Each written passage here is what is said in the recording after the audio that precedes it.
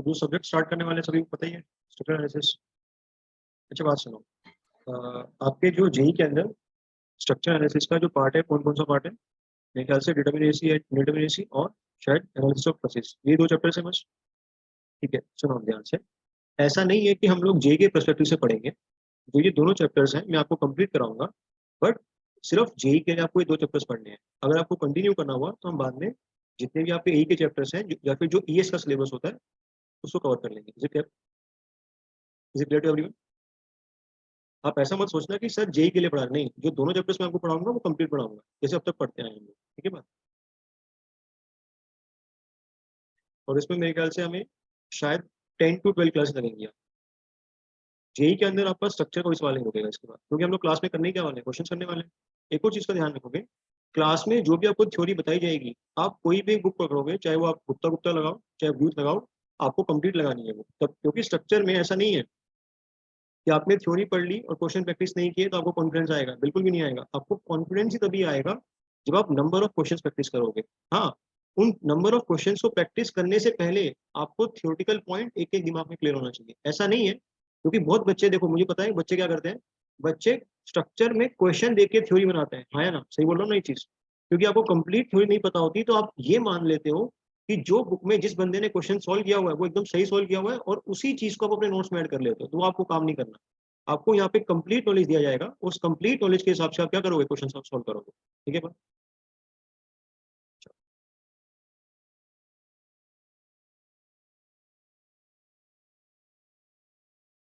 नाम क्या है स्ट्रक्चर का, सब्जेक्ट का? Structure analysis.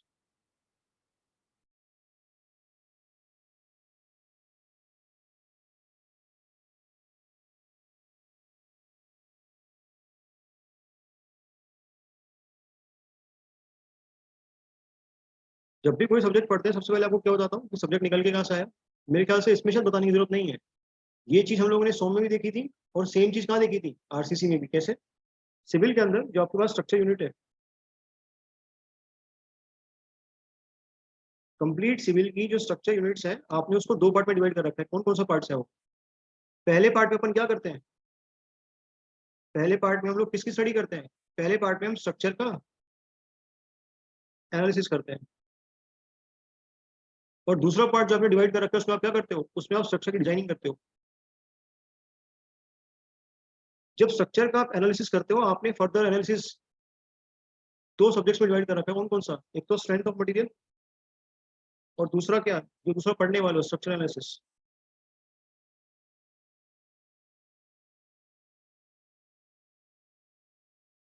डिजाइनिंग के अंदर ऑलरेडी एक सब्जेक्ट कंप्लीट कर चुके हैं, कौन सा? इनफैक्ट दो कर चुके हैं। कौन कौन से? आरसीसी और कौन सा, प्री स्ट्रेस कंक्रीट। क्या यहाँ पे हमने कोई भी बात करी थी एनालिसिस की? क्या मैंने आपको सिखाया था बेंडिंग मोमेंट कैसे निकालते हैं या शेयर फोर्स कैसे निकालते हैं? हमने ये चीजें जो सोम में निकाली थी उनको यूज किया था, क्या निकालने के लिए? बीम की मोमेंट ऑफ रेजिस्टेंस निकालने के लिए, बीम की शेयर कैपेसिटी निकालने के लिए। कहने वाला आपने क्या किया था, आपने वहां पे स्ट्रक्चर के डिफरेंट डिफरेंट कंपोनेंट्स की डिजाइनिंग करी थी, आपने बीम बनाई थी वहां पे, आपने कॉलम बनाया था वहां पे, आपने फुटिंग बनाई थी वहां पे। और मेरे ख्याल से अब ये शायद एक एक बात आपको दिमाग में क्लियर होगी मैं क्या कहना चाहता हूँ। और इसी में दूसरा सब्जेक्ट कौन सा होता है? अगर मैं मटेरियल कंक्रीट से शिफ्ट कर दूं स्टील पे, क्या नाम पड़ जाएगा? Design of steel structures. Design of steel structures. हम लोग ये भी पढ़ चुके हैं, ऐसा मैं एज्यूम करता हूँ कि मैंने ये भी पढ़ा दिया। आपको समझ में आया नहीं है वो मुझे नहीं पता। हम लोग ये पढ़ चुके हैं, और हम लोग ये पढ़ चुके हैं। हम कौन सा पढ़ने वाले हैं अभी? We are going to study structure analysis. तो इससे एक बात और समझ में आती है, क्या मुझे स्ट्रक्चर एनालिसिस समझ में आएगा अगर मुझे सोम नहीं आता तो? अगर आपने सोम नहीं पढ़ रखा है तो प्लीज आपसे रिक्वेस्ट है, मेरा नाम खराब होगा। स्ट्रक्चर की क्लास आप गोल कर सकते हो, कोई दिक्कत नहीं है। वो क्यों ऐसा कर सकते हो, वो अभी थोड़ी देर में बात समझ में आ जाएगी। सोम के अंदर आपने क्या किया था, स्ट्रेंथ ऑफ मटेरियल के अंदर हमने किया क्या था? आपको कोई भी एक मेंबर एलिमेंट गिवन होता था, उस मेंबर एलिमेंट पे आपको लोडिंग गिवन होती थी, आप क्या करते थे उससे? फॉर एग्जांपल अगर बात करूं, हल्का सा आपको रिकैप कराऊं, स्ट्रेंथ ऑफ मटेरियल के अंदर हमने क्या किया था?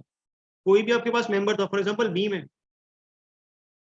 लाइक दिस, इस बीम के ऊपर आपको क्या दी होती थी, इस बीम के ऊपर आपको लोडिंग दी होती थी। पहली बात तो भी सारी बातें आएंगी, ये देखो ध्यान से।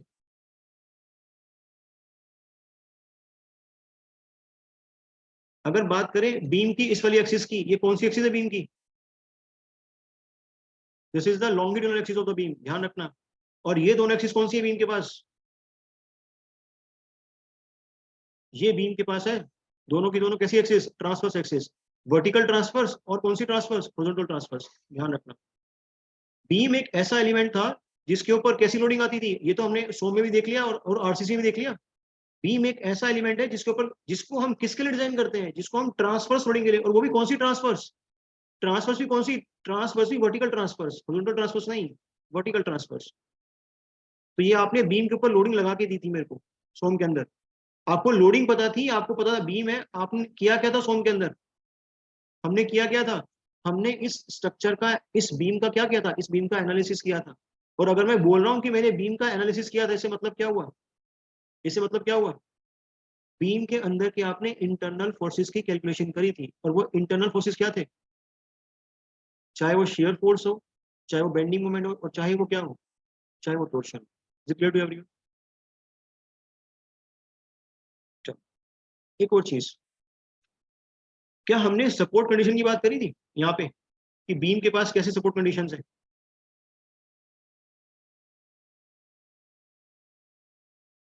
क्यों, ऐसा क्यों, एक बात जरा बताना, क्या बिना सपोर्ट कंडीशन पता किए तुम बीम के अंदर क्या इंटरनल फोर्सेस जरा पता कर पाओगे, पता ही नहीं कर पाओगे, पता ही नहीं कर पाओगे।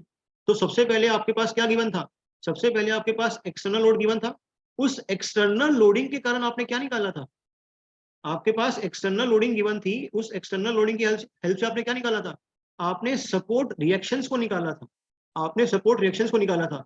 आपने सपोर्ट रिएक्शंस को कैसे निकाला था, किस इक्वेशन की हेल्प से, हम लोग सपोर्ट रिएक्शंस को किन इक्वेशन की हेल्प से निकालते हैं, इक्विलिब्रियम इक्वेशन की हेल्प से। एक बात समझो ध्यान से, सोम के अंदर क्या हमने सारे के सारे support reaction only with the help of equilibrium equation निकाल लिए थे क्या, स्ट्रेंथ ऑफ मटेरियल के अंदर, अरे निकाल लिए थे, बिल्कुल निकाल लिए थे भाई। स्ट्रेंथ ऑफ मटेरियल के अंदर हमने जितने भी सपोर्ट रिएक्शन थे, वो सिर्फ और सिर्फ किसकी हेल्प से निकाल लिए थे, वो सिर्फ और सिर्फ इक्विलिब्रियम इक्वेशन की हेल्प से निकाल लिए थे। ऐसे स्ट्रक्चर्स को क्या बोलते हैं, ऐसे स्ट्रक्चर्स को बोलते हैं डिटर्मिनेट स्ट्रक्चर, डिटर्मिनेट स्ट्रक्चर। अभी डिटर्मिनेसी सिर्फ आपको इतनी ही पता है, जब स्ट्रक्चर अभी पूरा एनालिसिस करेंगे ना, तो ये भी बताऊंगा जो डिटर्मिनेसी होती है वो एक्सटर्नल भी होती है और इंटरनल भी होती है। आपको एक ब्रीफ आइडिया देता हूँ, ये जो सपोर्ट रिएक्शंस हैं, ये जो सपोर्ट रिएक्शंस हैं, अगर आप इनको निकाल पाओ, अगर आप इनको निकाल पाओ with the help of only equilibrium equation, तो आप क्या बोलोगे, आपका स्ट्रक्चर डिटर्मिनेट है, लेकिन कैसा डिटर्मिनेट है, वो एक्सटर्नली डिटर्मिनेट है। फॉर एग्जाम्पल देखो बात समझो, आपने सारे के सारे सपोर्ट रिएक्शन निकाल लिए, सपोर्ट रिएक्शन निकालने के बाद आप क्या निकालते हो, एक बार आपको सपोर्ट रिएक्शन पता चल गए, आप क्या निकालते हो उसके बाद, आप उसके बाद बीम के अंदर जो इंटरनल फोर्सेज हैं, क्या क्या, शेयर फोर्स, बेंडिंग मोमेंट और क्या, टोर्शन मोमेंट, इन्हीं को बोलते हो आप लोग, यही निकालते हो।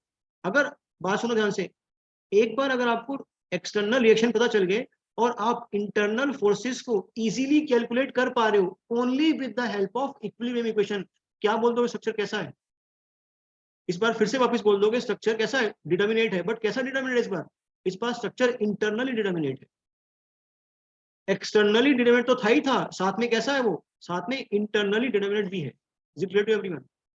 क्या ऐसा जरूरी है, बात सुनो ध्यान से, क्या ऐसा जरूरी है कि आपने सपोर्ट रिएक्शन तो पता कर लिए with the help of equilibrium equation only, but support reaction पता करने के बाद आप स्ट्रक्चर के इंटरनल फोर्सेस को पता नहीं कर पा रहे, क्या पॉसिबल है कि नहीं,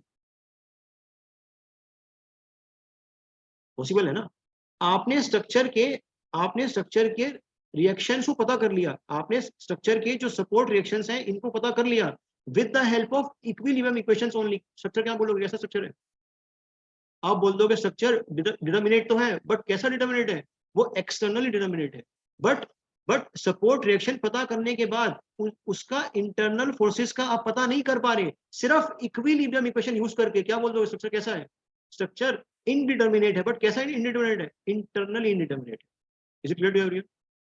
तो हमने सोम के अंदर किस टाइप का स्ट्रक्चर डिस्कस किया था, हमने सोम के अंदर कंप्लीटली डिटर्मिनेट स्ट्रक्चर एनालिसिस किया था, मतलब जो एक्सटर्नली भी डिटर्मिनेट था और जो इंटरनली भी क्या था, डिटर्मिनेट था। Is it clear to everyone? क्या ये आपको बात समझ में आई सबको? वो सारे स्ट्रक्चर जिसके ना तो सपोर्ट रिएक्शंस और ना ही अंदर के इंटरनल फोर्सेस को आप सिर्फ और सिर्फ इक्विलिब्रियम इक्वेशन की हेल्प से सोल्व नहीं कर पाते, क्या बोलते हैं उन स्ट्रक्चर्स को? उनको बोलते हैं इनडिटर्मिनेट स्ट्रक्चर्स। नाम में लिखा हुआ है डिटर्मिनेट, जिसको आप डिटरमाइन नहीं कर पा रहे हो, क्या नाम पड़ जाएगा? Indeterminate structure. तो फिर कैसे एनालिसिस करेंगे उनका? फिर हमारे पास दो और इक्वेशंस होती है, क्या बोलते हैं उनको? क्या बोलते हैं? कंपैटिबिलिटी इक्वेशन और क्या? Energy equation. बता रखिए आपको। तो जहां पे जिस स्ट्रक्चर को सॉल्व करने में तीनों इक्वेशन यूज हो, इक्विलिब्रियम इक्वेशन भी यूज हो, कंपैटिबिलिटी भी यूज हो और क्या हो, साथ साथ एनर्जी इक्वेशन भी यूज हो, उन टाइप के स्ट्रक्चर को आप क्या बोलते हैं? उन टाइप के स्ट्रक्चर को बोलते हैं indeterminate structure. Is it clear to everyone? और चाहे वो एक्सटर्नली भी हो सकते हैं इंडिटर्मिनेट और इंटरनली भी हो सकते हैं। क्या आपको ब्रीफ डिस्कशन क्लियर है? क्या हमें ये समझ में आया कि हमने सोम में क्या पढ़ा था और अब हम क्या पढ़ने वाले हैं? अभी इस पूरे टॉपिक के अंदर जो आपके पास यूनिट है स्ट्रक्चरल एनालिसिस, उसमें हम किस टाइप के स्ट्रक्चर की बात करेंगे? उसमें हम जनरली इनडिटर्मिनेट टाइप के स्ट्रक्चर की बात करेंगे, और वो इनडिटर्मिनेट एक्सटर्नली भी हो सकता है और इंटरनली भी हो सकता है, या दोनों भी हो सकता है। Is it clear to everyone?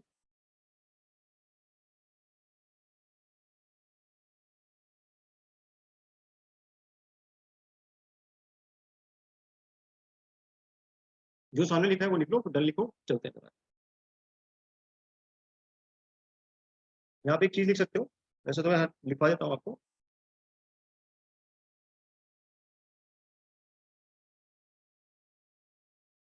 Structure can B analysed bye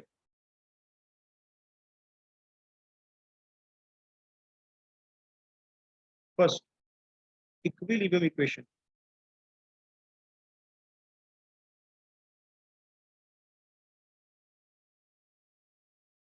compatibility compatibility conditions, और तीसरा क्या होता है? Energy equation.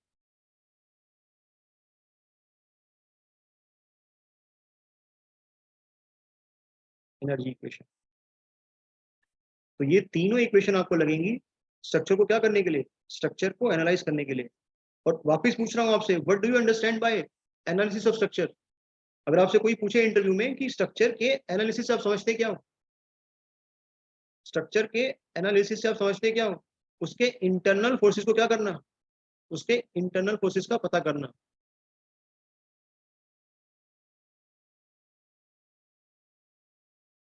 Analysis means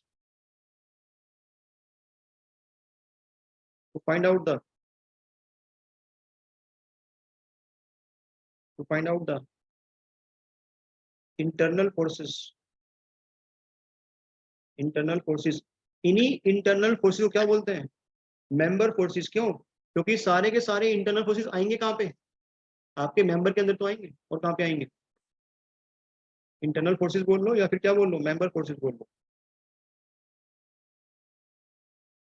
analysis means to find out the internal forces, bracket में member forces such as shear force, shear force, axial force, bending moment,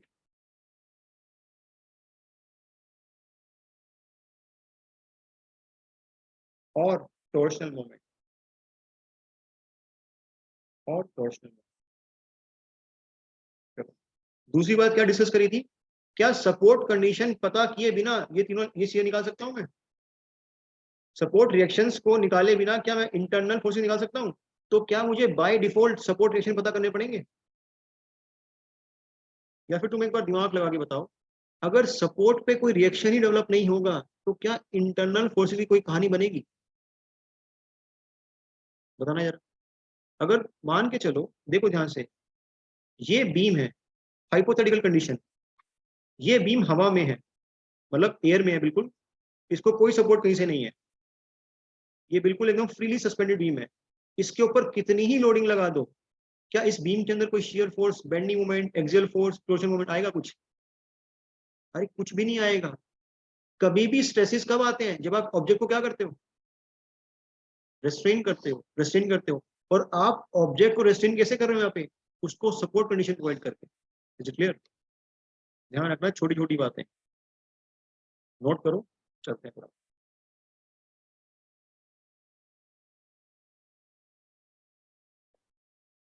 तुम्हें बातें सब clear है अभी तक? बिल्कुल सिंपल बातें, कुछ की नहीं अभी तक तो।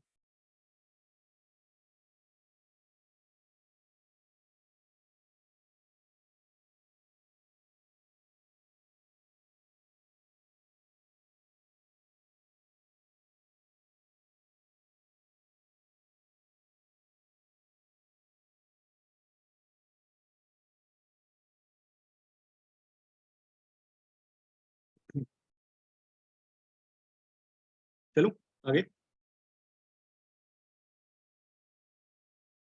Next page, structure analysis.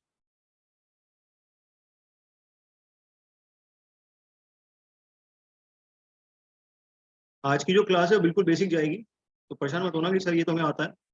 अच्छी बात आता है, सुन लो, बैठ के कोई बात। स्ट्रक्चर एनालिसिस में सबसे पहला पॉइंट, स्ट्रक्चर क्या होता है? What is structure? जल्दी बताओ कमेंट करके। स्ट्रक्चर वर्ड, स्ट्रक्चर एनालिसिस जो वर्ड है आपके पास में कंप्लीट, हमने ये तो देख लिया कि एनालिसिस का मतलब क्या होता है, कि मेंबर फोर्सेस को निकालना, लेकिन स्ट्रक्चर क्या होता है? कॉम्बिनेशन ऑफ यूनिट्स, बिल्कुल सही बात है। और कोई?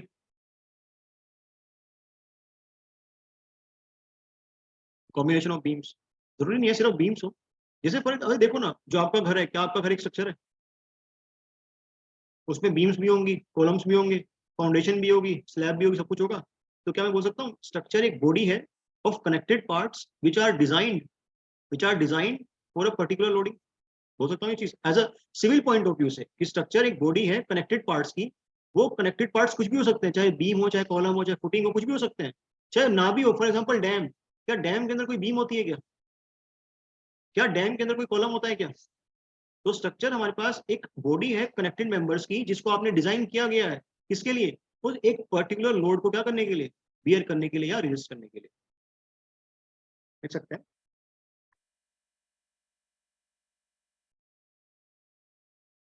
सही बात है नीरज, एकदम सही बात है। बस पर्टिकुलर बीम नहीं बोलोगे ना, जरूरी नहीं है कि आपके स्ट्रक्चर में सिर्फ बीम ही हो,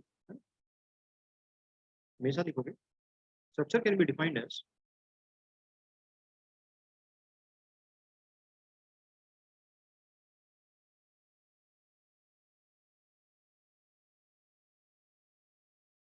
structure can be defined as a body of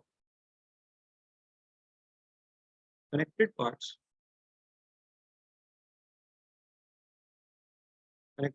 that is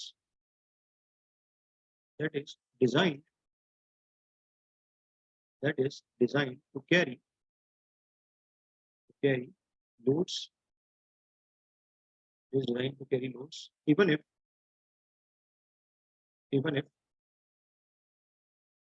it is not intended to be occupied by us, क्या इस स्ट्रक्चर की डेफिनेशन में सारे टाइप के स्ट्रक्चर कवर हो गए क्या? जैसे फॉर एग्जांपल डैम, क्या डैम हमारे द्वारा ऑक्यूपाई किया जाता है क्या? लेकिन स्ट्रक्चर तो है। रिटेनिंग वॉल, क्या रिटेनिंग वॉल में खुद जाके बैठता हूं मैं? लेकिन स्ट्रक्चर तो है। आपकी बिल्डिंग्स, आपके घर, क्या उसको यूज करते हो आप? बिल्कुल करते हो, वो भी आ जाएगा। Example, buildings, bridges, dams, retaining walls, और क्या लिख सकता हूँ कैनाल्स, क्या कैनाल भी एक स्ट्रक्चर है जो आपने बनाया था पानी का लोड बियर करने के लिए? कैनाल्स। और क्या हो सकता है? एग्जाम्पल दो और, सिर्फ सिविल के एग्जाम्पल देना। स्ट्रक्चर तो बहुत सारे हो सकते हैं, लैपटॉप स्ट्रक्चर है, कंप्यूटर एक स्ट्रक्चर है। सिविल के स्ट्रक्चर बहुत बढ़िया, railways and roadways,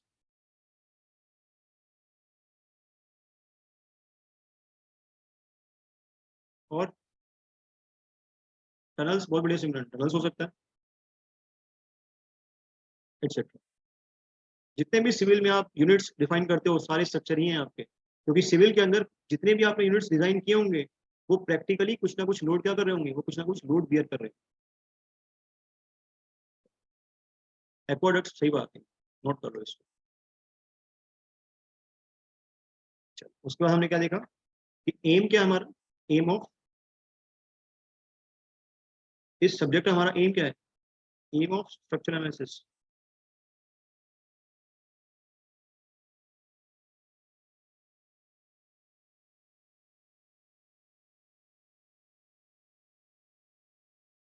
to find the to find the internal forces, internal मत देखो, कंप्लीट लिख लो, क्योंकि उसमें जो रिएक्शंस हैं सपोर्ट के वो भी आ जाएंगे।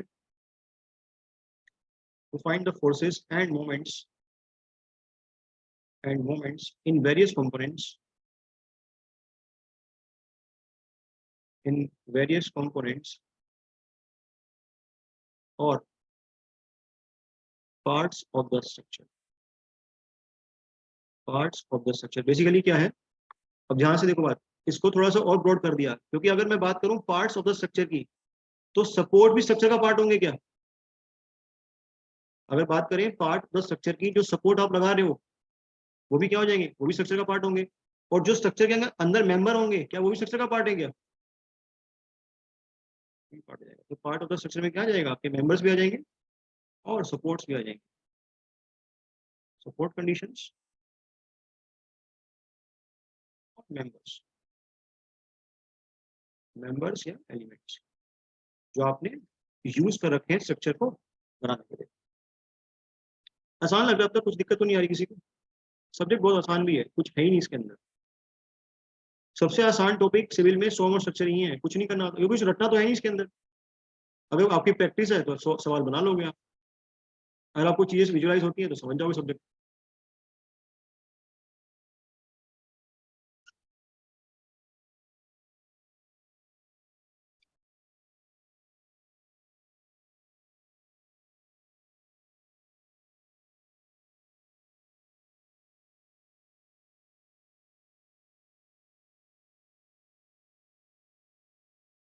चलो एक बात बताओ, मान लो तुमने कोई भी स्ट्रक्चर बनाया, फॉर एग्जाम्पल बासित कल को असिस्टेंट इंजीनियर बनता है और एक स्ट्रक्चर बनाता है, तो बासित तुम्हारा एम क्या रहेगा, जो तुम स्ट्रक्चर डिजाइन कर रहे हो वो इक्विलिब्रियम में रहे या ना रहे।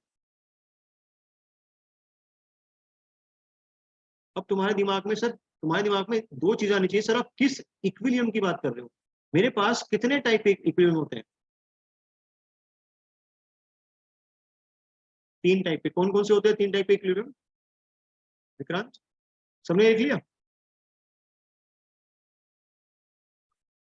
स्टेबल, अरे मुझे माफ कर दो भाई, तुमने फ्लूइड मैकेनिक्स पढ़ी है क्या मुझसे, तुमने फ्लूइड मैकेनिक्स पढ़ी है क्या मुझसे, तभी तुम्हारा ये हाल है।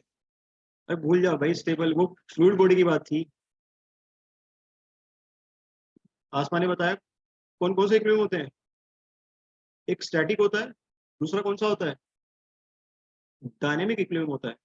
अगर बात करें स्टैटिक इक्विलिब्रियम की, तो आप स्टैटिक इक्विलिब्रियम कब यूज करते हो, आप कब बोलोगे कि आपकी बॉडी एक स्टैटिक इक्विलिब्रियम में है, जब बॉडी किस कंडीशन में है, जब बॉडी रेस्ट कंडीशन में है। नेचर के अंदर जो आपके पास बॉडी है वो सिर्फ और सिर्फ किस कंडीशंस में हो सकती है, या तो रेस्ट कंडीशन में होगी, या तो क्या कर रही होगी, मूव कर रही होगी। क्या तीसरी कंडीशन कोई पॉसिबल है क्या उसकी, या तो मैं यहाँ बैठा हूँ या तो मूव कर रहा हूँ, दो ही पॉसिबल कंडीशंस होंगी मेरे पास। अगर मैं इक्विलिब्रियम को चेक कर रहा हूँ व्हेन बॉडी रेस्ट पे है, तो कौन सा इक्विलिब्रियम निकल के आएगा, स्टैटिक इक्विलिब्रियम, स्टैटिक। दूसरी चीज, अगर कोई बॉडी मूविंग बॉडी है और वो इक्विलिब्रियम में है, तो कौन सा इक्विलिब्रियम हो जाएगा, डायनेमिक। इसको थोड़ा और समझते हैं। अगर बात करें, सुनो ध्यान से, देखो बात समझो, चाहे इक्विलिब्रियम स्टैटिक हो चाहे इक्विलिब्रियम डायनेमिक हो, क्या उसकी डेफिनेशन चेंज हो जाएगी क्या, चाहे इक्विलिब्रियम स्टैटिक हो और चाहे इक्विलिब्रियम कैसा हो, डायनेमिक हो, क्या उसकी डेफिनेशन चेंज हो जाएगी। और आप लोग इक्विलिब्रियम से समझते क्या हो, किसी भी बॉडी की अगर मैं बात करूं, मुझे नहीं पता कि इक्विलिब्रियम कितने टाइप के होते हैं, वो मैं आपको बाद में बताऊंगा। मान लो कोई बॉडी इक्विलिब्रियम के अंदर है, तो उसका मतलब क्या होता है। अगर मान के चलो ये फोन अभी अंडर इक्विलिब्रियम है, इसका मतलब क्या है, बहुत बढ़िया आसमा, उसके ऊपर हमने पढ़ रखा है, अब तो इतनी बार देख लिया आप लोगों ने, Newton second law of net forces equals to क्या, ये लिखते हो आप लोग, अगर नेट फोर्सेस उस बॉडी के ऊपर 0 है तो वो बॉडी किस कंडीशन में है? तो वो body under the condition of equilibrium है। इक्विलिब्रियम है मतलब, अब खुद से सोचो बात, अगर बॉडी रेस्ट कंडीशन में है, अगर बॉडी रेस्ट कंडीशन में है तो उसकी वेलोसिटी कितनी हो जाएगी? 0। अगर बॉडी के पास वेलोसिटी 0 है तो कमेंट करना उसकी एक्सेलरेशन पे कितनी निकल के आएगी? 0। तो ये क्वांटिटी क्या बन जाएगी? 0 बन जाएगी। तो अपने आप नेट फोर्सेस क्या निकल के आएंगे? 0 निकल के आएंगे। चलो, आपने क्या बोला? आपने बोला वेलोसिटी 0 है, दैट मींस बॉडी किस कंडीशन में? बॉडी रेस्ट कंडीशन में। अच्छी बात है, इधर आओ जरा। अब बात करते हैं, अगर बॉडी मूव कर रही है, अगर बॉडी मूव कर रही है तो वो इक्विलिब्रियम में कब होगी? सुनो बात ध्यान से। इक्विलिब्रियम का मतलब क्या है? कि नेट फोर्सेस क्या होना चाहिए? 0। यही मतलब है इक्विलिब्रियम का। अब ध्यान से बात समझो, अगर बॉडी मूव कर रही है कांस्टेंट वेलोसिटी से, अगर बॉडी मूव कर रही है कांस्टेंट वेलोसिटी से, जरा मुझे एक्सेलरेशन जानना कितनी होती है? और ये तो पढ़ा अभी नया नया इन्वायरमेंट ताजा ताजा, अभी पढ़ के आए हो सेटलिंग वेलोसिटी। जब वेलोसिटी कांस्टेंट होती है तो वेलोसिटी का चेंज कितना निकल के आएगा? अगर पार्टिकल की वेलोसिटी कांस्टेंट है, मतलब v1 किसके बराबर है? v2 के बराबर है, तो चेंज कितना निकल के आएगा? v1 माइनस v2, चेंज निकल के आएगा 0। अगर एक्सेलरेशन 0 है, अगेन ये टर्म कितना हो जाएगा? अगेन ये टर्म 0 बन जाएगा। और वापस से जो समेशन ऑफ नेट फोर्सेज है वो क्या निकल के आएगा? 0 निकल के आएगा। तो क्या बोल सकता हूं कि बॉडी डायनेमिक इक्विलिब्रियम में तभी होगी जब वो कांस्टेंट वेलोसिटी मूव कर रही होगी। अगर उसकी वेलोसिटी टाइम के साथ चेंज कर रही है तो क्या वो बॉडी इक्विलिब्रियम में हो सकती है? कभी नहीं हो सकती। ध्यान रखना है इस चीज का बस। क्या तुम्हें दोनों टाइप के इक्विलिब्रियम क्लियर है? इससे ज्यादा बेसिक से बताने की जरूरत है क्या, या समझ में आती है आपको इतनी चीजें? अच्छी बात, बहुत बढ़िया। क्योंकि इससे ज्यादा बेसिक तो मुझे भी नहीं आता, मैं हाथ जोड़कर ही क्लास बंद करता सीधे।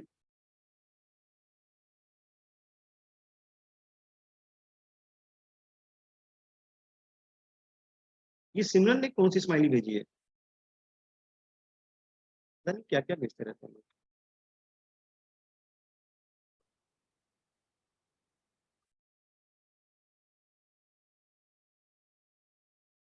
इफ बस करो बस करो। If net forces, if net forces acting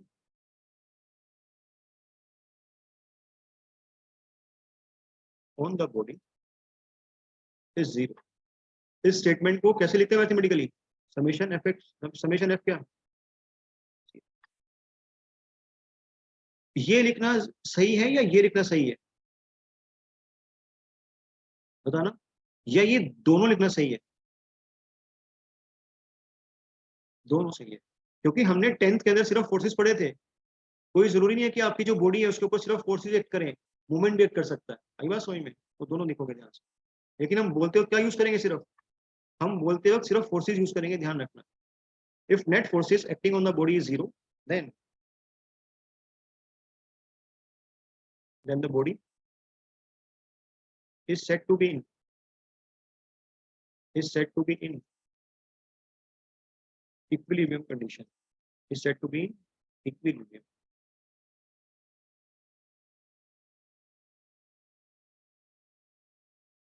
next,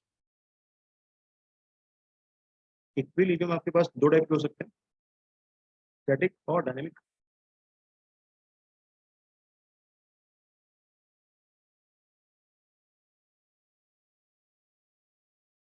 static equilibrium and dynamic equilibrium.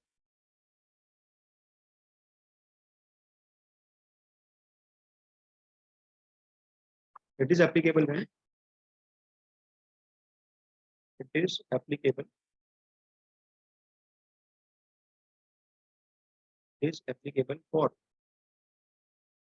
body in rest condition, body in rest condition, and it is applicable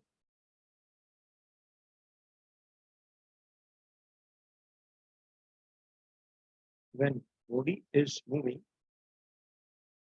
body is moving with a constant velocity, with a constant velocity। चलो, कुछ examples दो उन bodies का जो rest condition में होती है, example देना जरा सिविल के पॉइंट ऑफ व्यू से, आपकी बिल्डिंग्स, क्या किसी बिल्डिंग को देखा टायर लगाते हुए चलते हुए कांस्टेंट वेलोसिटी से? और क्या हो सकता है? डैम्स, पता लगे आज डैम चंडीगढ़ में, कल जम्मू कश्मीर पहुंच गया, डैम्स, रिटेनिंग वॉल्स, ये सारे के सारे कैसे ऑब्जेक्ट्स हैं? ये सारे के सारे ऑब्जेक्ट्स रेस्ट कंडीशन में हैं, और आपने इन ऑब्जेक्ट्स की डिजाइनिंग कैसे कर रखी है? आपने इन ऑब्जेक्ट्स की डिजाइनिंग इस हिसाब से कर रखी है, ये सारे के सारे ऑब्जेक्ट्स किस कंडीशन में हैं? ये सारे के सारे ऑब्जेक्ट्स इक्विलिब्रियम कंडीशन के अंदर है, मतलब इनके ऊपर नेट फोर्सेस कैसा है? जीरो है। इनके ऊपर नेट मोमेंट कैसा है? जीरो है, ध्यान रखना। तो स्ट्रक्चर के अंदर जितना भी हम स्ट्रक्चर पढ़ने वाले हैं उसमें कौन सा इक्विलिब्रियम यूज करोगे, डायनेमिक या स्टैटिक? आप लोग स्टैटिक इक्विलिब्रियम यूज करोगे, क्योंकि हमारे जितने भी स्ट्रक्चर्स हैं उनकी वेलोसिटी क्या निकल के आती है? जीरो निकल के आती है, मतलब वो रेस्ट कंडीशन में। इसके एग्जांपल दो जरा। एयरक्राफ्ट, एयरक्राफ्ट, क्या एयरक्राफ्ट मूव करता है कांस्टेंट वेलोसिटी से? बिल्कुल कर सकता है, क्या दिक्कत है? कार्स, और क्या? Trains, etcetera. तो ये वो सारे ऑब्जेक्ट्स हैं जिनके ऊपर आप क्या अप्लाई कर सकते हो? जिनके ऊपर आप डायनेमिक इक्विलिब्रियम कंडीशन अप्लाई कर सकते हो। तो ये इतना डिटेल में आपको इसलिए बताया क्योंकि जो स्ट्रक्चर आपका सब्जेक्ट है ये किस कंडीशन के अंदर आएगा? ये स्टैटिक इक्विलिब्रियम के अंदर आएगा।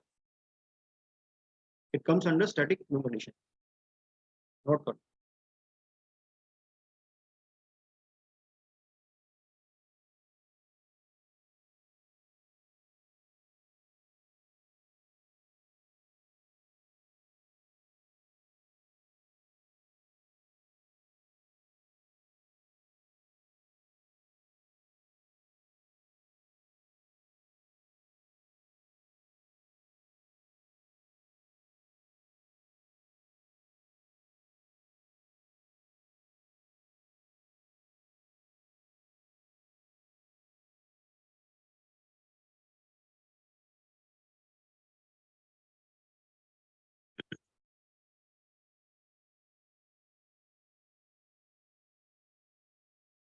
डन। सबको क्लियर है कि इक्विलिब्रियम का मतलब क्या होता है? चलो अच्छी बात है। इसी इक्विलिब्रियम से क्या डेवलप होती है? इसी जो आपने वर्ड लिखा हो इक्विलिब्रियम, इससे क्या डेवलप होती है? इससे इक्विलिब्रियम इक्वेशन डेवलप होती है। और वो किस पे डिपेंड करती है? जो भी आप यहाँ पे इक्विलिब्रियम इक्वेशन लिखोगे किस पे डिपेंड करती है? वो इस चीज पे डिपेंड करती है कि आपने जो बॉडी ली हुई है वो किस कंडीशन में है, मतलब वो 2D के अंदर है या फिर किसके अंदर है, वो 3D के अंदर। Is it clear?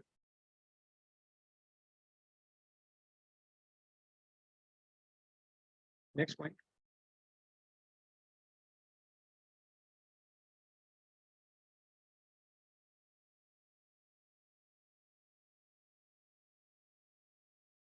Two dimensional structure. Two dimensional structure जिसको आप क्या बोलते हो? 2D स्ट्रक्चर ही बोलते हो। इसका एक और नाम क्या होता है? Planar structure. Planar structure, planar structure. इसका मतलब क्या हुआ कि आपका स्ट्रक्चर कितने प्लेन में है? आपका स्ट्रक्चर कितने प्लेन में? आपका स्ट्रक्चर सिर्फ एक प्लेन में है, एक प्लेन में। टू डायमेंशनल स्ट्रक्चर रखा हुआ है, बेटा ध्यान रखो। जब स्ट्रक्चर एक प्लेन में होता है तो उसके पास कितनी डायमेंशन होती हैं? एक्स और वाई। अरे भूल गए क्या? जब स्ट्रक्चर एक ही प्लेन में है तो कितनी डायमेंशन है इसके पास में? एक्स और वाई। अरे हाँ है ना? या फिर जरूरी है कि वो एक्स वाई प्लेन में होगा? इस वक्त जो स्ट्रक्चर है आपका किस प्लेन में हो? X Y. कोई जरूरी नहीं है, हो सकता है आपका स्ट्रक्चर वाई जेड प्लेन में हो। आपका स्ट्रक्चर किस प्लेन में हो? जेड एक्स प्लेन में हो। क्लियर बात सबको? अगर आपका स्ट्रक्चर 2D कंडीशन में है तो आपके पास नंबर ऑफ इक्विलिब्रियम इक्वेशन कितनी होंगी? फॉर एग्जांपल अगर मैं बात करूं आपका जो स्ट्रक्चर है वो एक्स वाई प्लेन में है। अगर हमारा स्ट्रक्चर एक्स वाई प्लेन में है तो उसके पास नंबर ऑफ इक्विलिब्रियम कंडीशन कितनी होंगी? तीन होंगी। कौन कौन सी होंगी तीन? कौन कौन सी तीन इक्वेशन होंगी? तुम्हारे सामने मैंने एरो तक बना रखे हैं। एफ एक्स एफ वाई, कैसे पता चला तुम्हें एफ वाई और एफ एक्स कैसे पता चला? कितनी डायमेंशन है यहाँ पे? तुम समेशन ऑफ फोर्सेस कहाँ चेक करोगे? क्या तुम समेशन ऑफ फोर्सेस इस एक्स में चेक करोगे? है ना? क्या तुम समेशन ऑफ फोर्सेस को इस एक्स में चेक करोगे? क्या लिखोगे कि समेशन ऑफ इक्विलिब्रियम में होने के लिए जो समेशन है एक्स के अंदर वो क्या होना चाहिए? वो जीरो होना चाहिए, सीधी सी बात है। और कौन सी डायमेंशन है यहाँ पे? और कौन सी डायमेंशन है? सॉरी, और कौन सी डायरेक्शन है? वाई डायरेक्शन है। जरा बता ना, वाई डायरेक्शन में भी समेशन ऑफ फोर्सेस क्या होना चाहिए? जीरो होना चाहिए। क्या ये सिर्फ दो ही कंडीशन एग्जिस्ट कर रही है क्या यहाँ पे? नहीं, क्यों? क्योंकि जो मैंने तुम्हारे सामने प्लेन बनाया वो किस एक्सिस के अबाउट रोटेट कर सकता है? क्या वो यहाँ पे अगर मैं एक परपेंडिकुलर लाइन बनाऊं, देखो ध्यान से बात, ये परपेंडिकुलर लाइन इस प्लेन के अंदर से जा रही है इस तरीके से, देखो ध्यान से।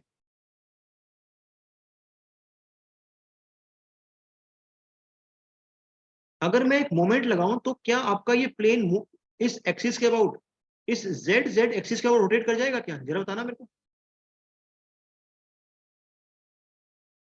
अगर मैं, सुनो ध्यान से बात, अगर मैं इस पे एक मोमेंट लगा दूं या एक फोर्स लगा दूं तो क्या ये पूरा प्लेन घूम जाएगा कि इस एक्सिस के अबाउट?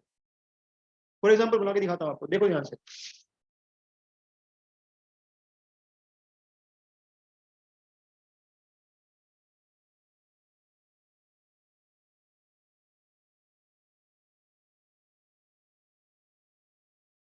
देख पा रहे हो आप लोग? आपके सामने एक्स एक्सिस है, वाई एक्सिस है। Is it clear?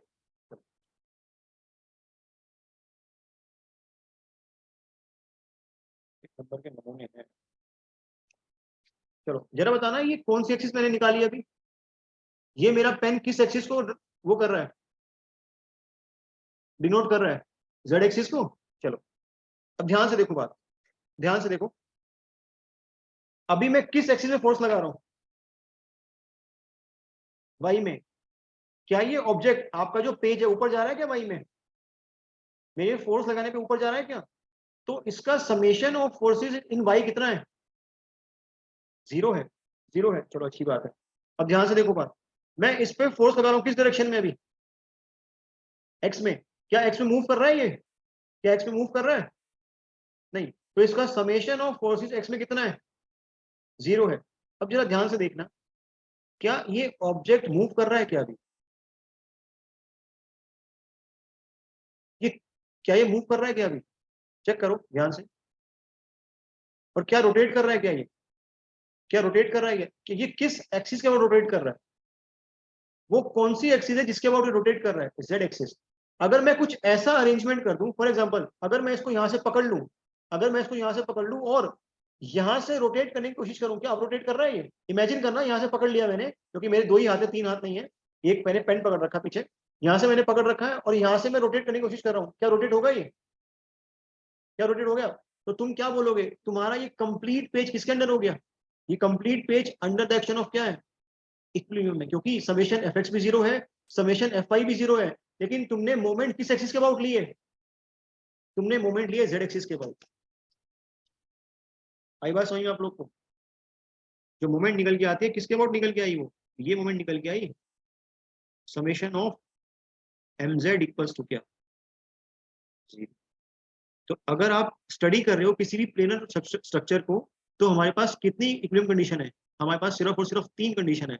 और वो डिपेंड करती है किसके ऊपर, आपने प्लेन कौन सा चूज किया। फॉर एग्जाम्पल अगर आपके सामने लिखूं प्लेन वाई जेड, अगर आपके पास वाई जेड प्लेन होता तो कौन कौन सी कंडीशन होती, जरा मुझे बताना कमेंट में लिख के।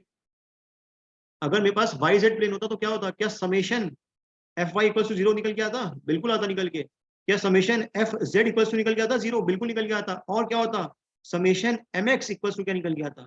जीरो निकल के आता। तो कौन सी कंडीशन आएंगी ये डिपेंड करेगा कि कौन सा प्लेन आप चूज कर रहे हो, मतलब आपका स्ट्रक्चर किस प्लेन के अंदर है। Is it clear to everyone? अच्छी।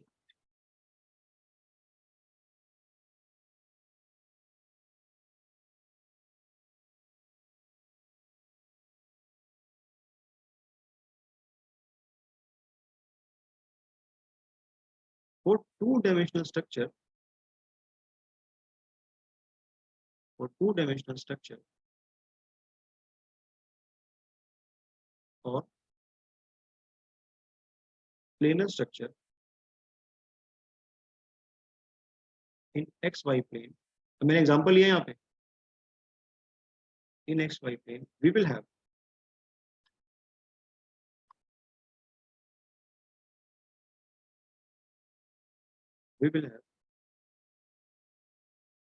three equilibrium conditions. बेटा मुझे इतना होता आपको रटने की जरूरत तो नहीं पड़ रही. समेशन किसी भी डायरेक्शन में f इक्वल्स टू 0 की कौन सी कंडीशन होती है? समेशन f किसी भी डायरेक्शन में 0 कौन सी कंडीशन है ये? और यही तो इक्विलिब्रियम, इसी को तो बोल के आए हो पीछे आप. इसी चीज को तो आप क्या बोल के आए हो? इक्विलिब्रियम बोल के आए हो. तो यहाँ पे आपके पास कितनी कंडीशन है इक्विलिब्रियम के लिए? 1 2 और क्या 3. क्योंकि summation of m equals to 0, इसको भी आपने क्या बोला था? इसको भी आपने under the condition of equilibrium लिखा हुआ था पीछे. ध्यान रखना.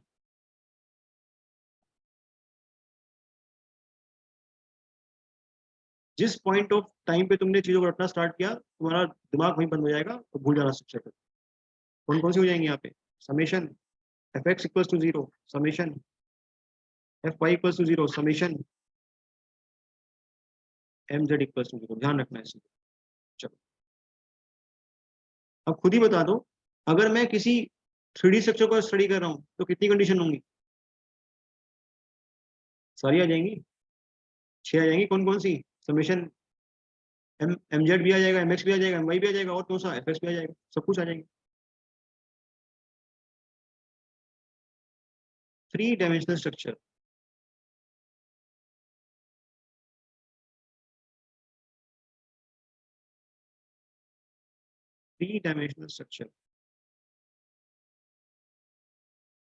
थ्री स्ट्रक्चर, या फिर क्या बोल सकते हो आप इसको?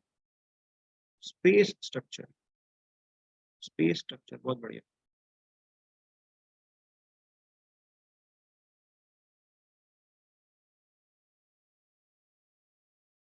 और स्पेस स्ट्रक्चर्स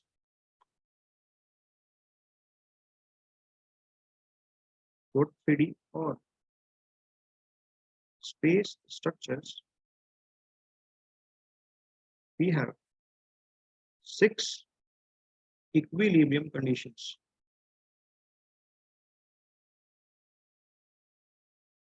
कौन कौन सी? Summation F x equals to 0, summation F Y equals to 0, summation F Z equals to 0, summation M X equals to 0, summation M Y equals to 0 and summation M Z equals to 0. ध्यान रखना आपके direct objective है सारे के सारे. आपके पास 6 conditions होंगी. तो कौन कौन सी है सामने लिखी हुई है.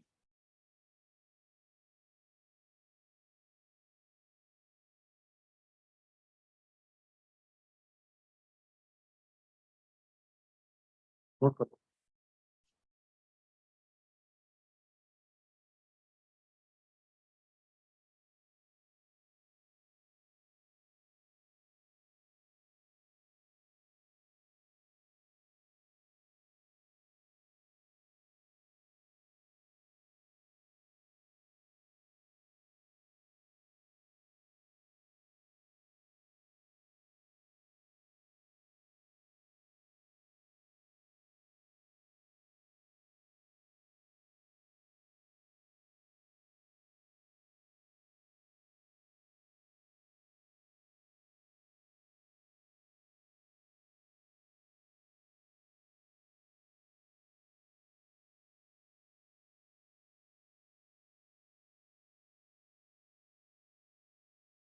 तो डन हो गया. स्ट्रक्चर को एनालाइज करने के लिए जो फर्स्ट टाइप की इक्वेशन चाहिए होती है इक्विलिब्रियम, सबको क्लियर है कहां से आती है? नेक्स्ट देखो. नेक्स्ट कौन सी थी हमारे पास में? Compatibility conditions. अब ये ध्यान से समझना वरना पूरी सिविल हो जाएगी, झूमते रहोगे इसमें क्या चीज है. और मुझे अच्छे से पता है ये कभी क्लियर नहीं होती किसी. Compatibility conditions.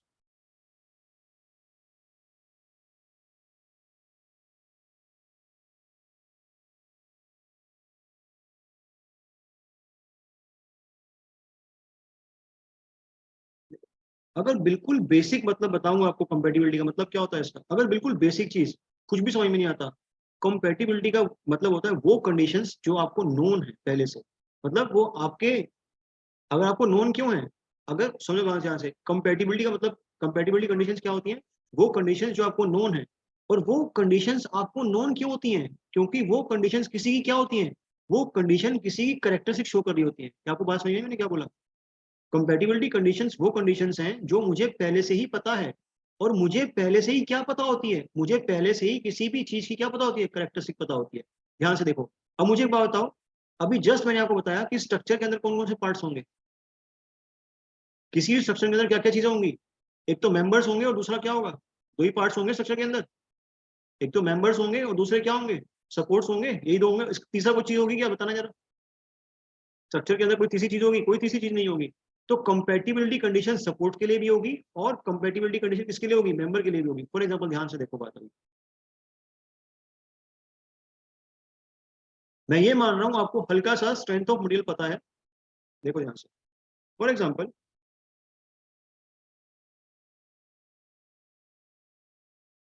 ये कैसी बीम है, जरा बताना मेरे को। बीम छोड़ो, ये सपोर्ट कैसे है बीम के? फिक्स सपोर्ट्स है। फिक्स करेंगे अभी। ऐसा मत समझो कि मैंने आपको बता दिया, नहीं करेंगे सपोर्ट्स को भी। ये मैं इतना मान के चल रहा हूँ कि कभी ना कभी आपने देखा होगा, ये फिक्स सपोर्ट्स है। चलो, फिक्स सपोर्ट पे जो बीम का डिफ्लेक्शन होता है कितना निकल के आता है? डिफ्लेक्शन मतलब बीम की कितनी रिलेटिव मूवमेंट निकल के आती है? जीरो निकल के आती है। फिक्स सपोर्ट पे बीम का जो डिफ्लेक्शन है वो क्या निकल के आता है? जीरो निकल के आता है। फिक्स सपोर्ट पे ही बीम का स्लोप कितना निकल के आता है? फिक्स सपोर्ट के ऊपर ही बीम का स्लोप क्या निकल के आता है? बीम का जो स्लोप है जिसको आप थीटा बोलते हो, ये भी क्या निकल के आता है? ये भी जो निकल के आता है। ये दोनों चीजें क्या आपको पहले से पता है एनालिसिस स्टार्ट करने से, कि अगर फिक्स सपोर्ट आया तो उस पे बीम का डिफ्लेक्शन भी जीरो आएगा, और अगर फिक्स सपोर्ट आया तो उसके ऊपर बीम का जो स्लोप है वो भी जीरो आएगा। तो क्या मैं इनको बोल सकता हूँ बाउंड्री कंडीशन? और मैंने बाउंड्री कंडीशन क्यों बोला? क्योंकि ये किसके कैरेक्टरिस्टिक है? क्योंकि मेरे सपोर्ट के कैरेक्टरिस्टिक है, तभी मुझे पता था। अरे हाँ, है ना? यही बात सबको समझ में, पक्की बात है सबको। सबको बात समझ में आएगी क्या बोलते हैं सपोर्ट के केस? सपोर्ट के केस में कंपेटिबिलिटी क्या होती है? चलो, अब बात करते हैं मेंबर की। सुनो बात ध्यान से।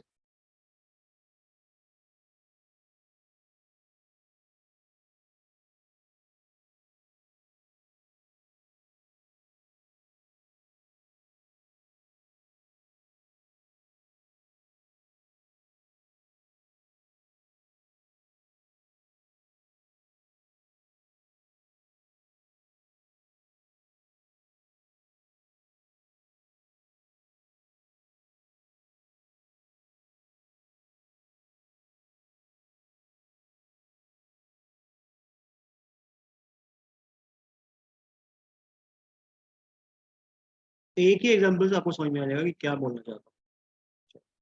ध्यान से देखना बात। ये जो मैंने आपको एक्चुअल में तीन बीम नहीं है, एक ही बीम है, क्योंकि मैं टाइम के साथ यहाँ पे डायग्राम नहीं बना सकता। इस बीम को मैंने लोड किया, इस बीम के मैंने इस वाले स्पैन को लोड किया। आप जरा मुझे बताना कि कौन सा वाला बिहेवियर मेरा मेंबर शो करेगा। इसको मैंने लोड किया, ठीक है। चलो, एक और बनाना पड़ेगा नीचे, सेम मेंबर।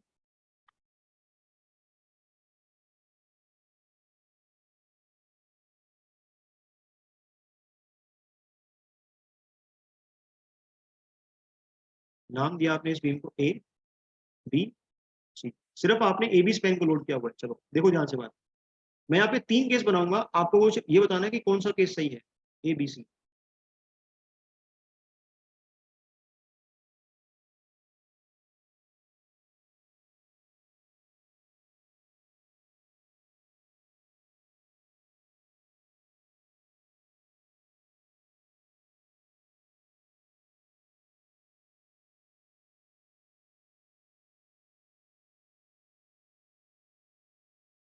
कौन सा केस सही है इसमें से?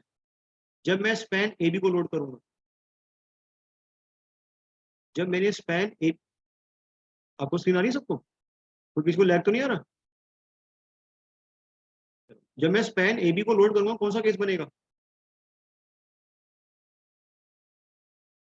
आपको ये बात कैसे पता चली? जब आप स्पैन को लोड देखो बी केस, क्या यहाँ पे आपको कोई डिसकंटिन्यूटी मिलेगी? बात ध्यान से देखना, ये वाला जो मेंबर है ये तो डिफ्लेक्ट कर गया, तो क्या यहाँ पे कोई किंक बनेगा? क्या ऐसा कुछ होगा क्या यहाँ पे? तो गलत कंडीशन है।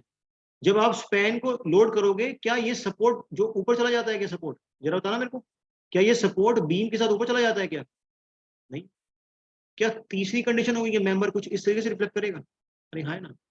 तो एक बात बताना, तो क्या आपको पहले से नहीं पता था कि अगर मैं लोड करूंगा तो मेंबर का जो बिहेवियर है डिफ्लेक्शन का वो कुछ इस तरीके से निकल के आएगा? अरे हाँ, है ना।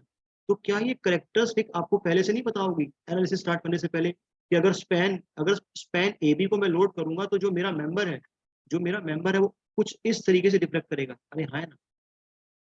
तो ये वाली जो कंपेटिबिलिटी है, ये वाली जो कैरेक्टरिस्टिक है, ये इस बार आपको किसने शो करके दी? इस बार आपको ये मेंबर ने शो करके दी। आई बात समझ में? मुझे इतना बताओ कि आपको सपोर्ट कंपेटिबिलिटी और मेंबर की कंपेटिबिलिटी क्लियर है?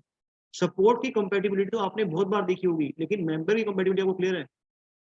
अरे हाँ, है ना, बताओ मेरे को। सबको बात समझ में आती है? डायग्राम बनाओ पहले, फिर मैं इसकी डेफिनेशन लिखूंगा। ये दोनों गलत है, ध्यान रखना। ये ना तो ये बिहेवियर होगा, सिर्फ इस तरीके से बिहेवियर शो होगा। ध्यान रखना।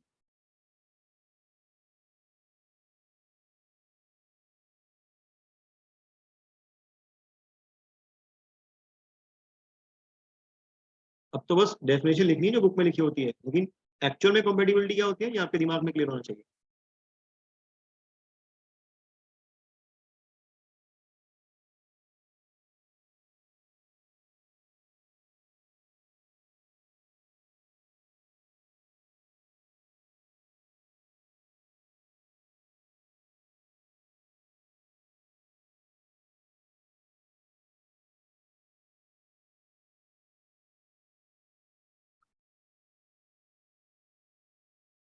इन तीनों केस में से जो कंपेटिबिलिटी अब किस किस किस किस वाले केस में सेटिस्फाई हुई है? सिर्फ थर्ड वाले केस में कंपेटिबिलिटी इज सेटिस्फाइड।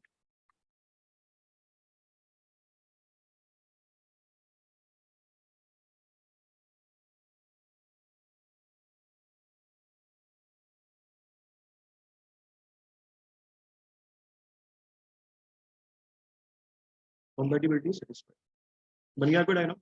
लिख दो डेफिनेशन को।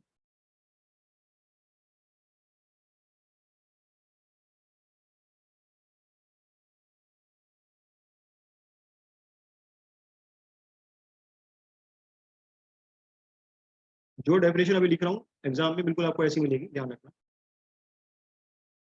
कंपेटिबिलिटी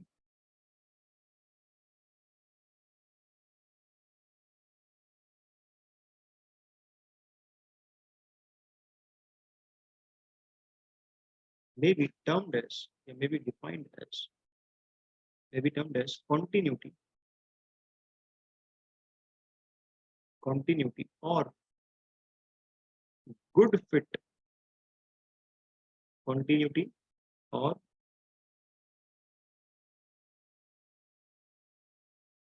गुड फिट ऑफ किस किस का? Material of the structure, material of the structure. Next, member of the structure और joint of the structure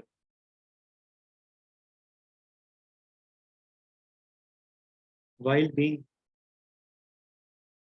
deformed under loading, while being deformed under loading conditions।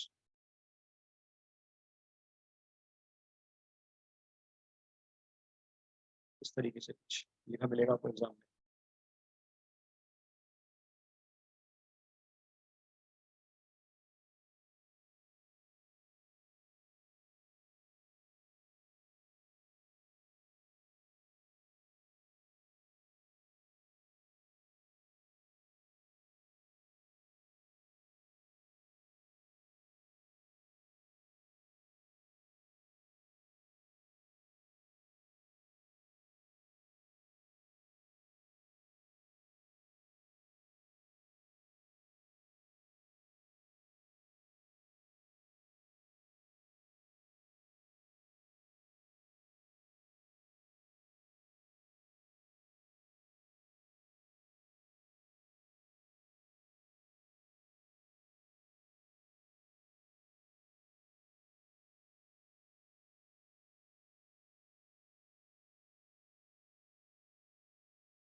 Done.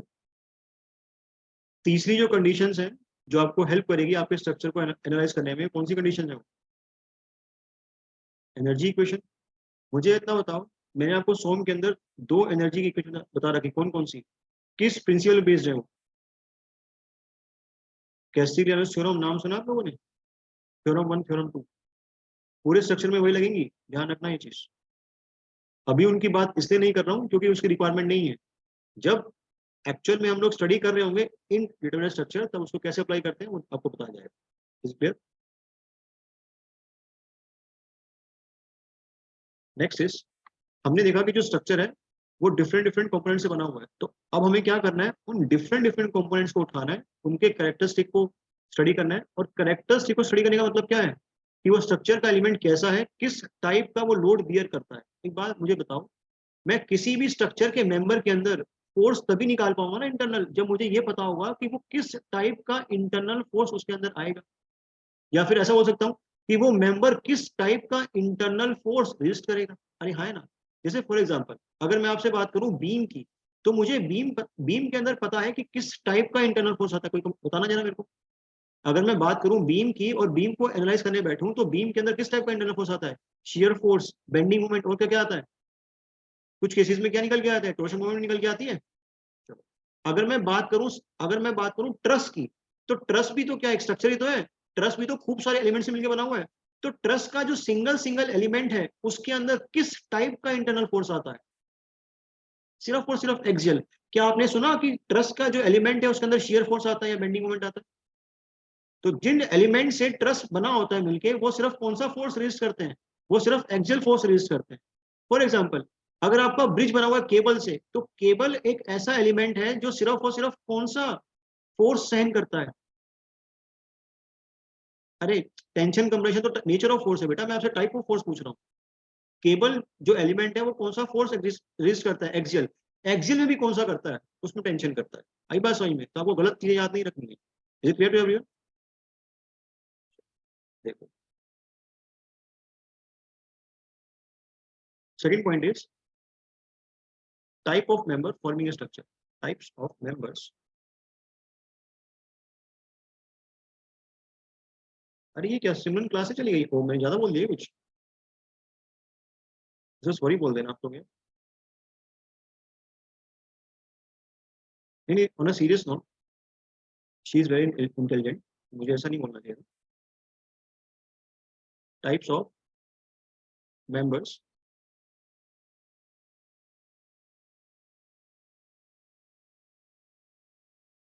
Forming a structure.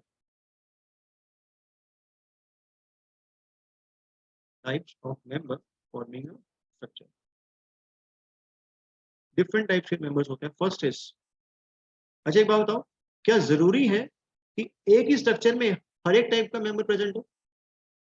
कोई जरूरी नहीं है, ध्यान रखना। लेकिन हमें तो सारे पढ़ने हैं। First is axial member. Axial member नाम में लिखा हुआ है, कौन सा फोर्स रेज करेगा ये? एक्सियल फोर्स रेज करेगा। ये साथ लिखोगे, it is the simplest structure member. It is the simplest structure member.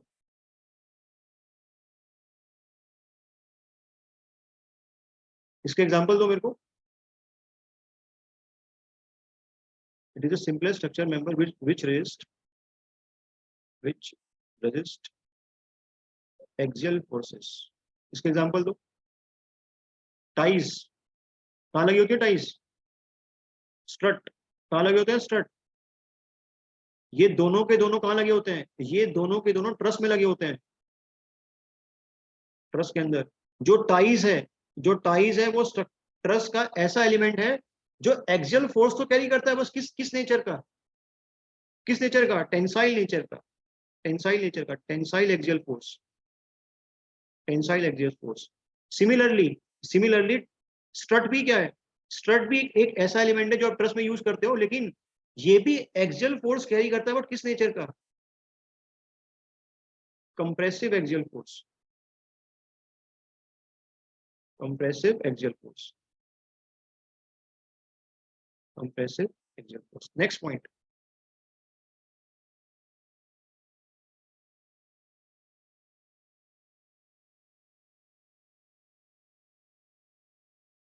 For example, ये आपके सामने टाई या स्टड कुछ भी मान लो आप, मैंने इसको हॉरिजॉन्टल दिखाया है, चलो अच्छी बात है। ये टाई और स्टड की कौन सी एक्सिस है? This is the longitudinal axis, this is the longitudinal axis. तो इनको कौन सा फोर्स सहन करना है? इनको एक्सियल फोर्स सहन करना है। ये एक्सियल फोर्स तभी सहन करेंगे जब फोर्स जो आप लोडिंग आएगी वो कैसे आएगी इनके ऊपर, जो एक्सटर्नल लोडिंग आप इनके ऊपर अप्लाई करोगे वो कहां से पास करेगी?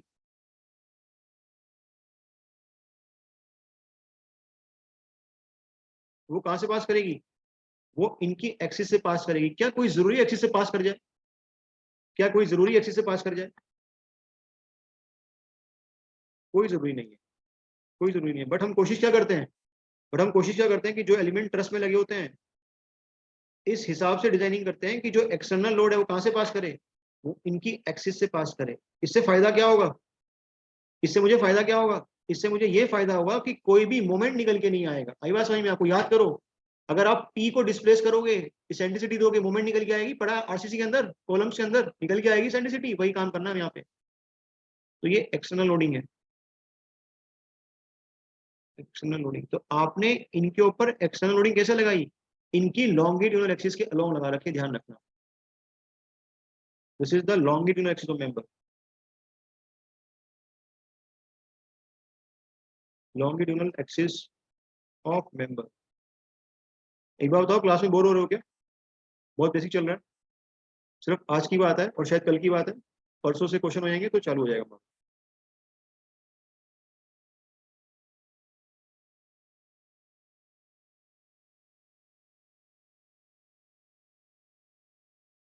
An axial member,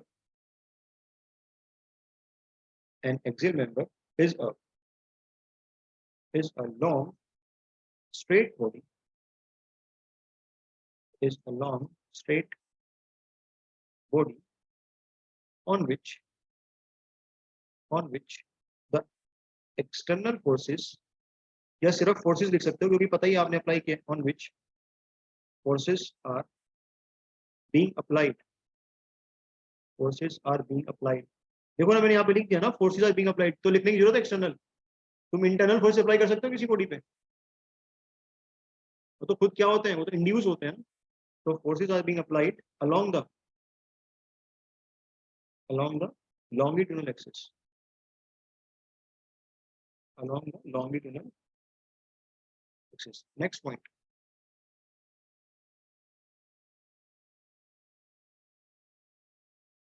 ये तो लिख भी दिया। An axial member can support या फिर resist axial force only, axial force only, चाहे वो कंप्रेसिव नेचर का हो या फिर टेंसाइल नेचर का हो, उससे फर्क नहीं पड़ता। So this is your first element, that is axial member. तो अगर आपसे कोई पूछेगा कि एक्सियल मेंबर क्या होता है, आप कैसे डिफाइन करोगे? एक्सियल मेंबर वो मेंबर है स्ट्रक्चर का जो किस टाइप का लोड सहन करता है, जो एक्सियल लोड सहन करता है। और एक्सियल लोड कौन सा होता है? एक्सियल लोड वो लोड है जो किसके अलोंग आएगा, जो लॉन्गिट्यूडिनल एक्सिस के अलोंग आएगा। ये इसकी कंप्लीट डेफिनेशन बोली जाएगी। सबको बात क्लियर है?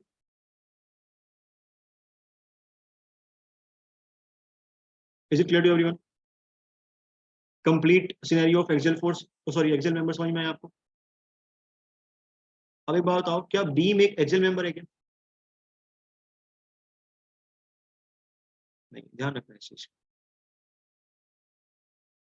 क्या रेलवे का स्लीपर एक एक्सियल मेंबर है क्या? नहीं, ध्यान रखना। तो आपको डिफाइन होना चाहिए कि एक्सियल मेंबर का नेचर और उसका कैरेक्टरिस्टिक क्या होता है, आपके सामने लिखो। आगे चलो।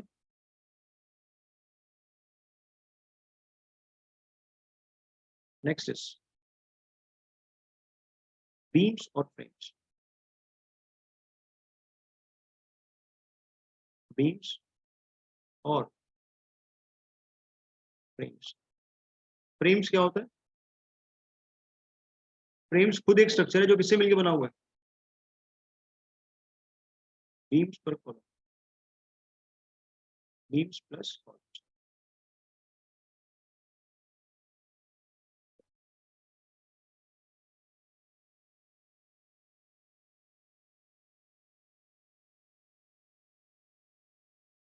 हमने बीम को सोम के अंदर डिफाइन कैसे किया था, क्या मैंने ऐसा बोला था कि बीम एक वन डायमेंशनल एलिमेंट है ना, और इसको वन डायमेंशनल क्यों बोला था, हमने बीम को वन डायमेंशनल एलिमेंट क्यों बोला था, क्योंकि इसका एक डायमेंशन बाकी दोनों डायमेंशन के कंपैरिजन में क्या है, बहुत बड़ा है। बीम का एक डायमेंशन बाकी दोनों डायमेंशन के कंपैरिजन में क्या है, सफिशिएंटली लार्ज है। जो बीम की लेंथ है वो एज कंपेयर टू इसकी विड्थ और इसकी हाइट बहुत बड़ी होती है।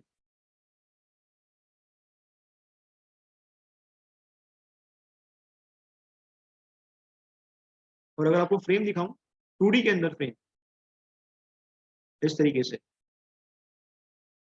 इसकी सपोर्ट कंडीशन कुछ भी हो सकती है। अभी इसमें आपको परेशान नहीं होना कि सर ये क्या चीज है, सर ये क्या चीज है, मैं सब बताऊंगा आपको। सिर्फ अभी एलिमेंट डिफाइन कर रहे हैं हम लोग, सपोर्ट नहीं डिफाइन कर रहे अभी, या जॉइंट्स को डिफाइन नहीं कर रहे अभी। फिर भी एक बात बताना जरा, कौन सा सपोर्ट लगाया मैंने यहाँ पे नीचे, फिक्स सपोर्ट है, फिक्स सपोर्ट है। ये आपके सामने फ्रेम है, ये इस फ्रेम का कॉलम। एक बात बताना, क्या कॉलम भी एक ऐसा एलिमेंट था, ध्यान से बात समझो, क्या कॉलम भी एक ऐसा एलिमेंट था जिसका एक डायमेंशन बाकी दोनों के कंपैरिजन में क्या निकल के आएगा, ज्यादा निकल के आएगा। अच्छा, ये आपके पास भी है। क्या तुम्हारे दिमाग में एक सवाल आ रहा है कि सर आपने कॉलम को पीछे एक्सेल मेंबर बोला, क्या मैंने कॉलम को एक्सेल मेंबर बोला, क्या मैंने कॉलम को एक्सेल मेंबर बोला क्या, क्यों, अगर अगर बीम से लोड जो कॉलम में पास करेगा उसकी अगर लॉन्गिट्यूडनल एक्सिस से पास नहीं किया तो कॉलम के अंदर क्या निकल के आएगी, कॉलम के अंदर मोमेंट निकल के आएगी। और अगर कॉलम के अंदर मोमेंट आ गई तो क्या शियर फोर्स और बेंडिंग मोमेंट भाग के आएंगे इसके अंदर, ध्यान रखना ये चीज को। मैं रिपीट कर रहा हूं, मैंने क्या बोला, अगर बीम का जो लोड है वो कॉलम की लॉन्गिट्यूडनल एक्सिस से पास कर जाएगा तो कॉलम के अंदर सिर्फ और कौन सा फोर्स आएगा, सिर्फ एक्सियल फोर्स आएगा। किस नेचर का आएगा, किस नेचर का आएगा, कंप्रेसिव नेचर का आएगा। बट अगर बीम का जो लोड है वो एग्जैक्टली कॉलम की लॉन्गिट्यूडनल एक्सिस से मैच नहीं किया तो क्या प्रोड्यूस हो जाएगी, तो एक इसेंट्रिसिटी प्रोड्यूस हो जाएगी। और अगर एक इसेंट्रिसिटी प्रोड्यूस होगी तो क्या एक मोमेंट होएगा पी इंटू ई का, याद करो, पी इंटू ई का, ई क्या था यहाँ पे, ई इसेंट्रिसिटी थी। और अगर एक मोमेंट आएगा तो कॉलम के अंदर क्या जनरेट होगा, तब कॉलम के अंदर शियर फोर्स भी जनरेट होगा और तब कॉलम के अंदर बेंडिंग मोमेंट भी निकल के आएगा। Is it clear to everyone. अभी आपके सामने जो मैंने फ्रेम बनाया है वो 3D के अंदर है 2D के अंदर है, कैसे बता, कैसे बता 2D के अंदर है, क्या पूरा का पूरा फ्रेम एक ही प्लेन में लाई कर रहा है क्या, बहुत बढ़िया। Next,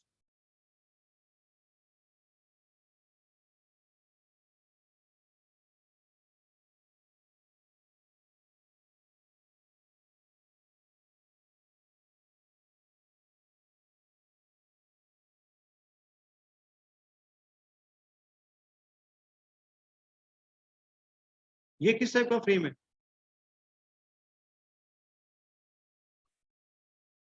this is 3D frame. क्या प्रैक्टिकल लाइफ में 3D फ्रेम कुछ ऐसा दिखता होगा, एक डंडा कॉलम का एक डंडा बीम का, ये सिर्फ एक हाइपोथेटिकल व्यू है जो प्रैक्टिकल व्यू से एनालिसिस करने के लिए आसानी से हम, ताकि मेरा जो